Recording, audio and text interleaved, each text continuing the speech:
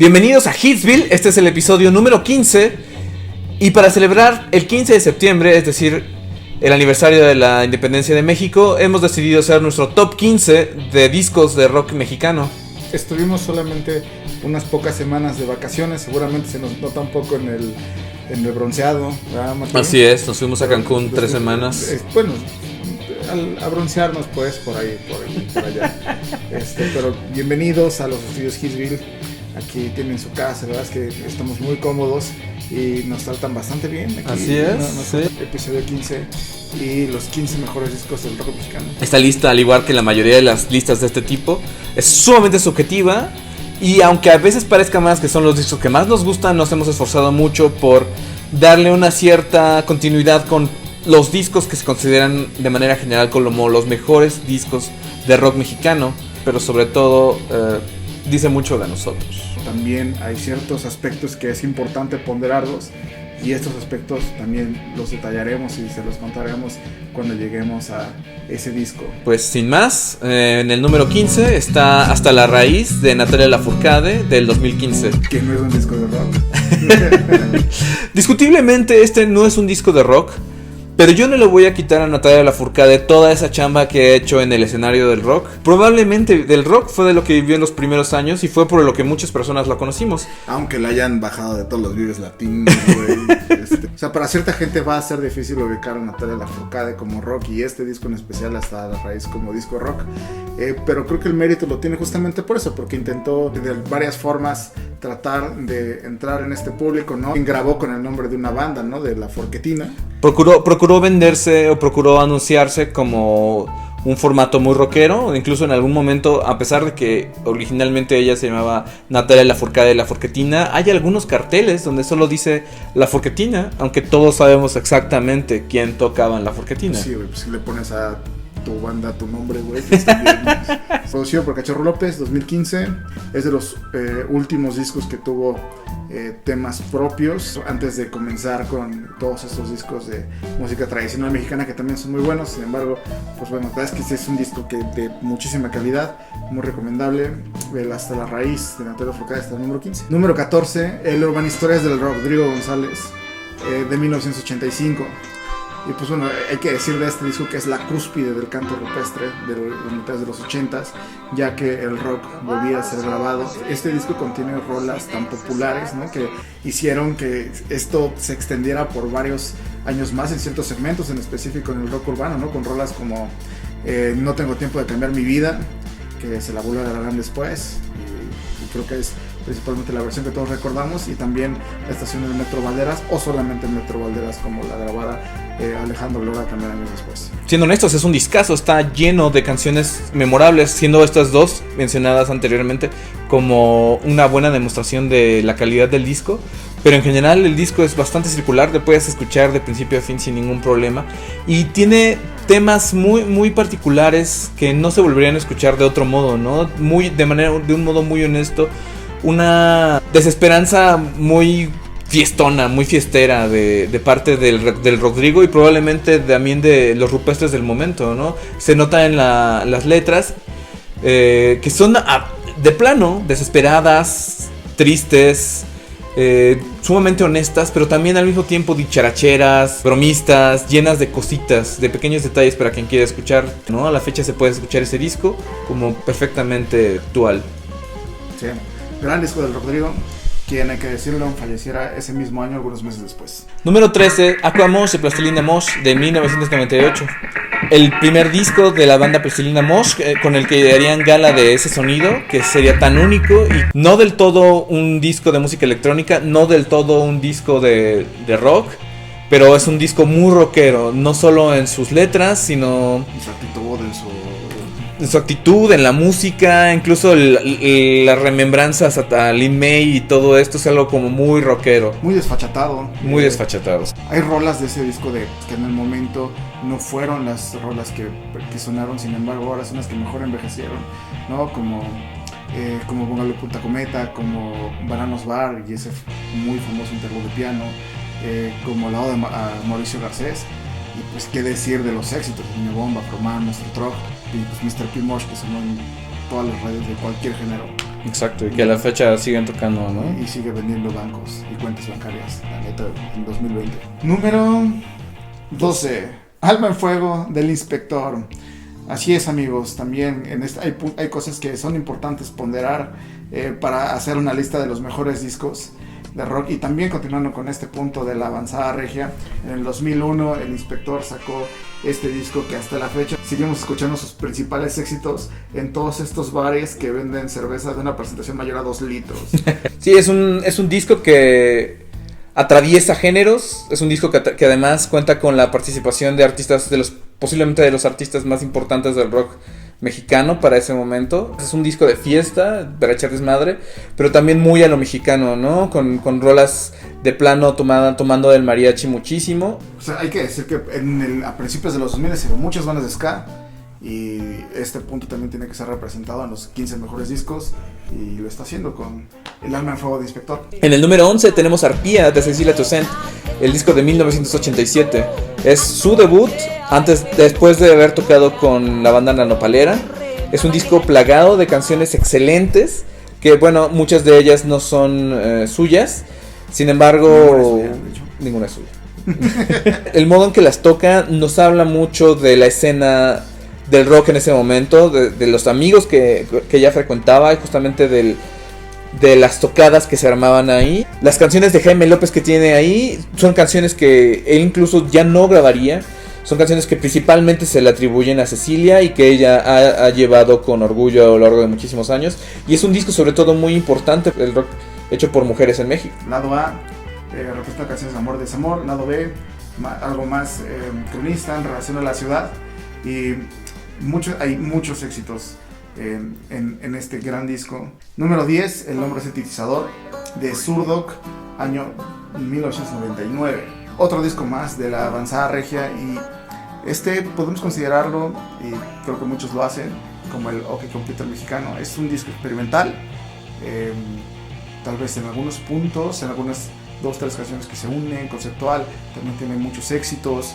Es un disco que para la tópica nacional es ligeramente soporífero, sin embargo tiene muchas canciones muy buenas, y que después Chetes explotaría esas mismas canciones porque son canciones bien hechas, y que además le dan al rock nacional algo que no tenía antes, ¿no? Que es un sentido de sofisticación y de música electrónica muy bien incorporada a las canciones, posiblemente muy de la mano de lo que se hacía en Manchester en los 80. Muy bien retomado de parte de Zurdok, y posiblemente esos güeyes sean los mejores aprendices del sonido de Manchester. Número 9, Símbolos de Santa Sabina, 1994. Este es un disco que se caracteriza por ser experimental. Tiene muchos toques de jazz, principalmente por las características de sus músicos, pero también muchos toques de funk, que incluso podríamos decir que los arreglos vocales de Rita Guerrero caen en el rap. Es un disco que se grabó en Estados Unidos por el mismísimo Adrian Belew, y que además da cuenta del sonido que en México estaba ocurriendo en ese momento, de las tocadas, de la gente y sobre todo del espíritu. Incluso hay algunas canciones dedicadas a la saga de vampiros de Anne Rice, y habla justamente de ese espíritu darketón pero sofisticado de los años 90. ¿Quién era Adrian Belew? Pues Adrian Belew sí perteneció a King Crimson. Un gran productor, un gran guitarrista. También estuvo de gira con los Talking Heads, y lo hizo 1 o 2 años después de haber producido también El Silencio de los Caifanes. Sí, hay mucho virtuosismo en este disco. O sea, la verdad, si le das una escuchada, seguramente no se impregna tan rápido en tu gusto, en tu piel, no sé. Es un poco difícil. Es un muy buen disco de Santa Sabina en general. Santa Sabina es más o menos su música así. Pues es una gran banda o algo así. No, sí es una gran banda. Sí lo es, ¿no? Sí, no, está bien. ¿Cuál? 8. Número 8, el Mil Marionetas de Ninot. Y al mencionar el Ninot en el puesto 8, queremos resaltar esta gran contribución de estas bandas de Recotitlán, que empezaron también a tocar en el Chopo, es decir, que fueron parte de este resurgimiento del rock de mediados finales de los 80s. Y la verdad es que el disco de Mil Marionetas es un discazo donde se ve mucho New Wave mexicano. Está por ahí Frata, ¿no? Quien le mandamos un saludo, ¿no? También a Jarres Margalis, ¿no? También tocaba Ninot. y pues Enric Rodamilans. Y este disco fue producido por Marc Rodamilans, el quien también hiciera Mistus unos años antes. Producido de manera independiente. Esa presión de esos años justamente se ve reflejada un poco en el disco, con los temas de las canciones y los temas de las letras. Es un disco que, de acuerdo a la época, es muy interesante y que no volvió a escucharse nada similar en el rock mexicano, o al menos no en esa autenticidad. Es por eso que está en el número 8. Número 7, Molotov, de 1998, ¿Dónde jugarán las niñas? De este disco ya tenemos un episodio entero, pero con una discusión muy dirigida a sus contextos históricos, a cómo interfiere el día de hoy. Sin embargo, a cómo envejeció. Exacto. Pero ahorita nos gustaría hablar como de la música. Es muy difícil de creer que haya un solo guitarrista en esa banda, y es muy difícil de creer que ese guitarrista sea mexicano. Es un disco con unas guitarras increíbles, unas guitarras excelentes, unas guitarras que tienen características de riffs concretos, simples, pero muy ponchados, muy duros, y que además las letras son igual muy noventeras, muy desmadrosas. Producido por Gustavo Santaolalla y Aníbal Kerpel. Es un disco de mucho punch. Ahí se nota el new metal, los dos bajos suenan increíbles. Sí, canciones que no por una fabricación sencilla dejan de ser poderosas, ¿no? Las letras le dan toda la dimensión que sea necesaria. Es un discazo. Un discazo, de principio a fin. En el número 6 está el disco Rock, signo de exclamación, de Los Locos del Ritmo, del año 1959. En realidad es un disco que se grabó un año antes, en el 58. Sin embargo, la disquera Dimsa lo tuvo ahí arrumbado durante un año porque pues, no sabían qué hacer con él. Estamos hablando del 1959. Entonces, ¿por qué es importante este disco y por qué está en el número 6? Pues porque contiene en rock mexicano las primeras canciones que no son covers y que se compusieron principalmente para rock. Y muchas de esas las seguimos escuchando con nuestros tíos en nuestras reuniones familiares, ¿no? Por ejemplo, el éxito a tus ojos, y que pues la neta aquí no se la sabe. Es un disco muy lleno de jazz y que sería un recurso al que muchos músicos mexicanos recurrirían años después, como por ejemplo vemos en el disco de Santa Sabina, pero que ya desde aquí se ve. En las canciones podemos ver estructuras que son más comunes de ver en el jazz que tal vez en el rock de la época, con solos largos, solos de batería, solos de bajo, que son no tan comunes para la época, definitivamente. Ni en esta, ni no tan comunes para el ninguna, país. casi. El abuelo del rock mexicano, y que ya hacía las cosas de un modo increíble, ¿no? Por eso está en el 6. Bueno, amigos, antes de seguir con los que consideramos los mejores 5, vamos a esta parte de menciones honoríficas, ¿no, Martín? Queremos decirles que algunos discos tuvieron que quedar fuera, pues porque no entraron los primeros 15 en la ponderación que hicimos entre los dos. Sin embargo, también había una regla de que los discos de los primeros 15 de la lista no incluiríamos dos discos del mismo artista. Por eso ahí tenemos algunos discos que nos hubiera encantado ponerlos y que estuvieran de hecho muy alto, ¿no? Como El Silencio de los Caifanes. También, por ejemplo, en nuestros discos honoríficos tenemos el debut de Maldita Vecindad, un disco importantísimo por los temas que toca, y posiblemente todo el espíritu de Maldita Vecindad ya se encuentra desde ese disco. También por ahí está el Leche de Fobia, se quedó fuera, nos hubiera encantado que estuviera.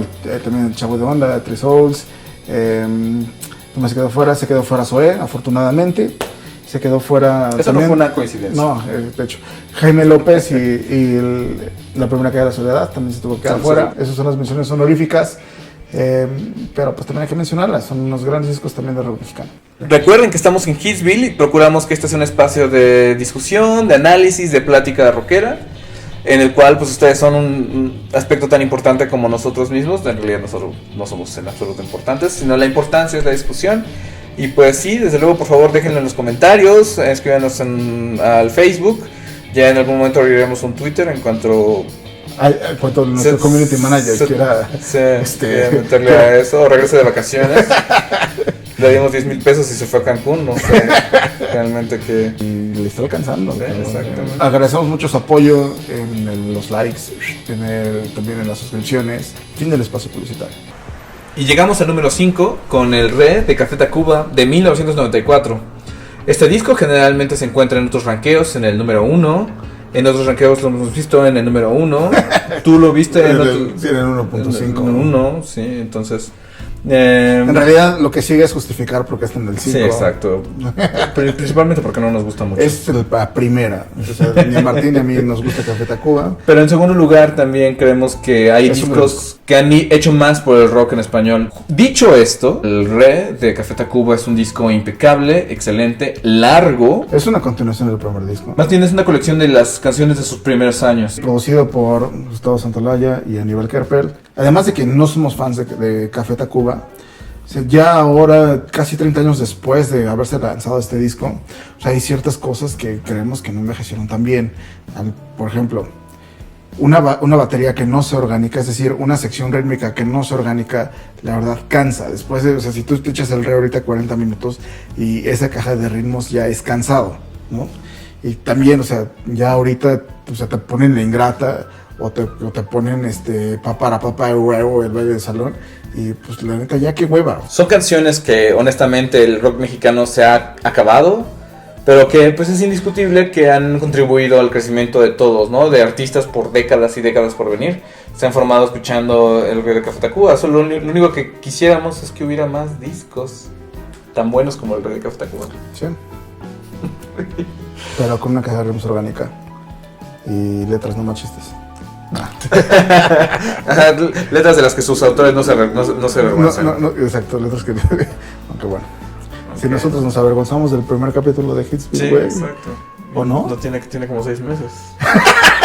En el número 4 está el disco homónimo y único de la banda mexicana El Ritual, de 1971. Este disco lo pusimos acá porque en la cúspide del rock mexicano, que fue el año 71, antes del banderazo, antes del apagón de la década oscura del rock, creemos que es el que mejor lo iconiza. Y en verdad es que es un gran disco donde podemos ver ciertas partes de psicodelia, ciertas partes de rock progresivo. Hay por ahí en la rola Satanás una batería gran funkera y un solo de batería. También hay ciertas canciones que se asemejan mucho a lo que hizo Jethro Tull justamente en esa época, y la verdad es que nos hubiera encantado poder escuchar algo más del Ritual además de este disco. Sí, es muy claro que es el punto máximo del rock español antes de que exista ese apagón. El rock mexicano. Del rock mexicano antes de que exista el apagón. Principalmente porque no hay nada después, nada que se le asemeje. Es un disco que es técnicamente asombroso y que además toma muchísimo del jazz y muchísimo de otros géneros del rock también. Es un disco que tiene mucha profundidad y que además ahí toca... Es un disco muy característico de la época psicodélica. Lo triste de ese disco en particular, es que no hay una discusión, no hay otras bandas que hayan dicho, ahora yo voy a decir esto, como si lo hubo en el rock en inglés. Sería muy interesante ver qué hubiera pasado si hubiera habido más discos como ese y más discos del Ritual. Número 3, simplemente, del Tri, 1985. Este es el disco en el que Three Souls in My Mind se transforman en el Tri. No tanto así.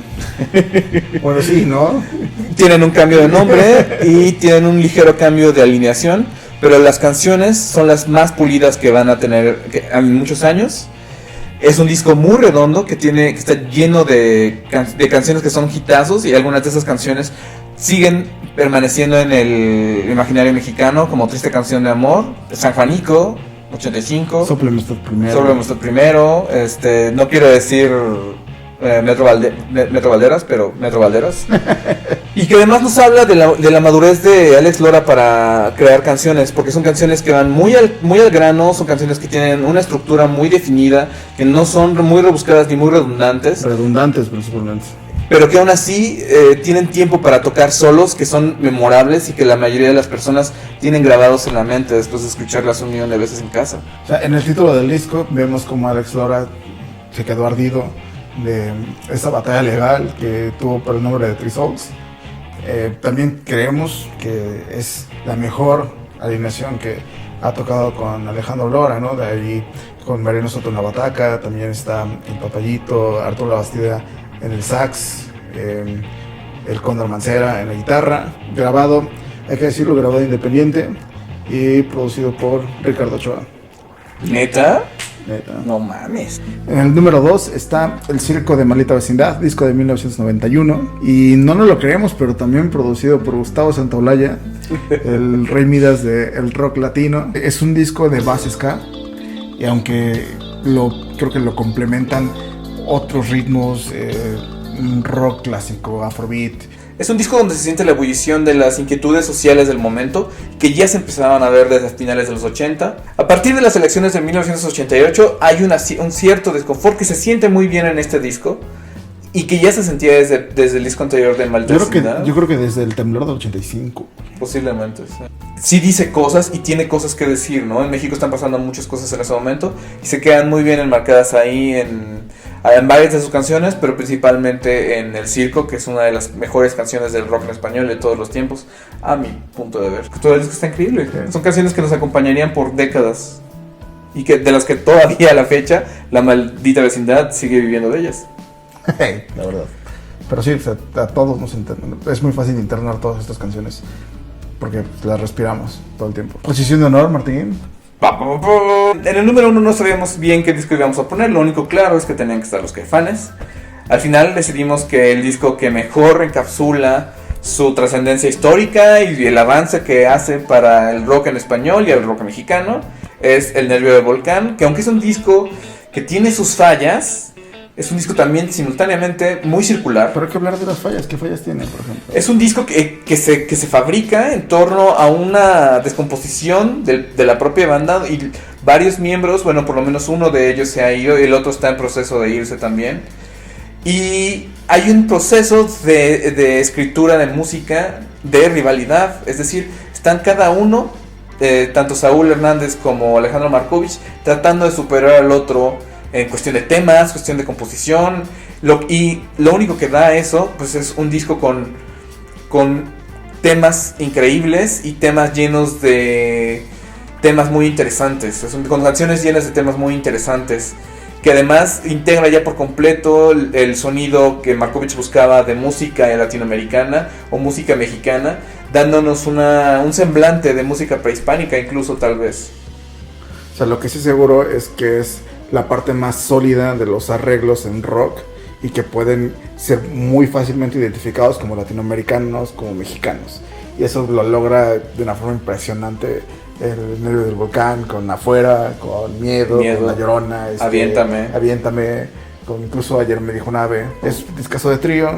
Podríamos decir que, bueno, la verdad es que si somos medio puristas, no es un disco de Caifanes, es un disco de Las Insólitas. Creo que ahora incluso lo que tocan los Caifanes, pues, o no tocan canciones de este disco, o las tocan con otras versiones. Un poco para restar la influencia que en ese momento tuvo Alejandro Markovich en los arreglos de todas las canciones, pero no cabe duda que su mano se siente ahí a pesar de todo, en la forma en que están escritas, en la forma en que están arregladas, las arreglen como las arreglen. Es un gran disco. Es un gran disco. Y es el número 1. Es el número 1 en la lista de Hitsville. El disco más reciente es Hasta la Raíz, que está en el número 15. Casi todo está en los 80s, entre el 85 y el 88. Y también con los primeros años de los 90 hasta el 94, ¿no? Y del 94 para acá, o sea, 26 años después, pues ya hay muy poco. Quisiéramos que fuera una lista donde no pareciera que a México le cayó una bomba nuclear a partir del año del 94 o del 98, pero lo cierto es que ha habido una disminución en el volumen de obra de rock desde esa época, y también un decrecimiento en la calidad de los temas y de la música de bandas posteriores. No lo digo como un ruco, sino con la genuina necesidad de que haya nuevos grupos que tengan canciones buenas y que en los bares de México dejen de tocar las mismas 10 canciones de 10 años de rock en tu idioma. Pues ojalá que así sea. Pero bueno, esa fue la lista de Hitsville. Muchas gracias por verlo. Si tienen algún comentario o si quieren algo complementar a esta lista, o si nos quieren mentar la madre, sí, pues también, o sea, si no están de acuerdo, pues también pónganlos acá. La verdad es que sí los leemos y les podemos argumentar por qué sí, por qué no, o si no, pues ya pediremos disculpas. Pero muchas gracias por ver el video hasta acá, y pues nos vemos en el próximo episodio. Hasta el próximo episodio. Bye. Bye.